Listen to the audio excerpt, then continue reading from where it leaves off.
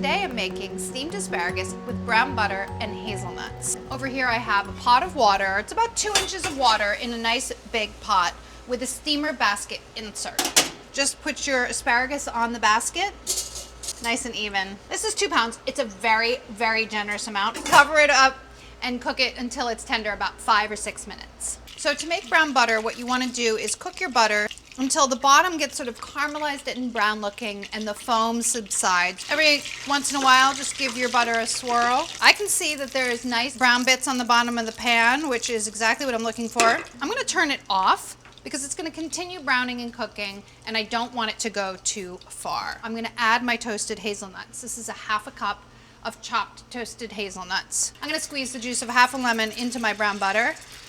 Pull the asparagus out just before you think that they're done, because they will continue cooking a little bit. I would say cook it till it's tender, not crunchy in the center. Pour your butter, your nutty butter over the top. A little bit of salt and pepper. But you take a look at that. Can you believe how beautiful it is? Today's recipe is really interesting. It's an asparagus pasta with scrambled eggs. I've dropped 12 ounces of spaghetti into a large pot of salted boiling water, and I'm gonna go get my asparagus ready because this has to cook for about 8 minutes, and then I add my asparagus right to this pot. This is a pound of asparagus. Just trim the bottoms off and then cut your asparagus crosswise into 1.5 inch pieces. Gently drop the asparagus into the pot. And you really just need to cook this until it turns bright green and tender. That shouldn't take more than 1 minute. Oh, as usual, I forgot to save my pasta water, so I'm just gonna scoop some out. I caught myself in the nick of time, and then drain the rest of the pasta. And you're gonna make your sauce right in this pot. Melt 2 tablespoons of unsalted butter in your pan. So add your pasta water to the pot as well. I saved a half a cup of pasta water, but I'm gonna start off using a 1/4 cup. And then you add a half a cup of grated parm. Really what you're looking to do is just stir the parm into the sauce, let it melt, and then add your asparagus and pasta back into the pot. Cook 5 eggs, or however many eggs you want, because it's just a little touch, and what it does is it adds such great richness and creaminess, and a little bit of protein too. Season with salt.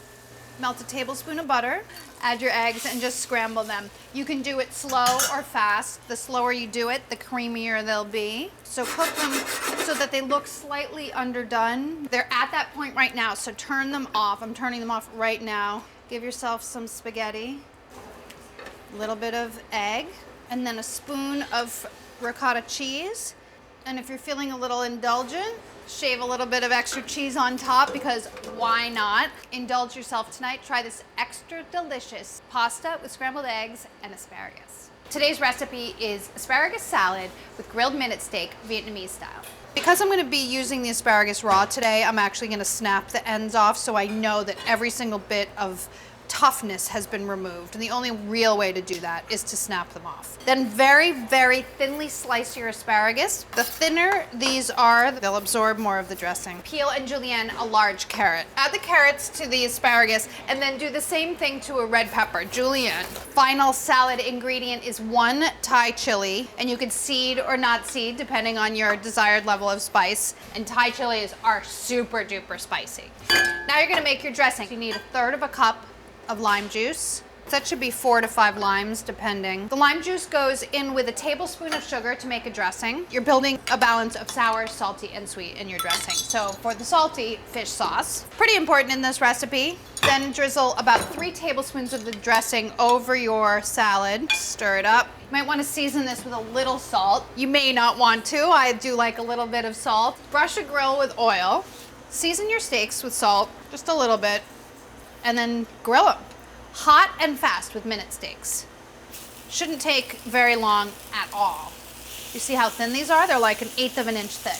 The second side shouldn't have more than like 30 seconds because these are so thin that they're gonna sear on the outside and then they'll overcook on the inside. Plate them up.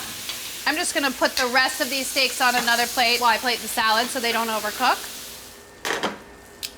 3 thin pieces of steak. And then top it with a generous amount of salad, because this recipe really is all about this delicious spicy salad. Voila! That did not take very long at all. Amazing.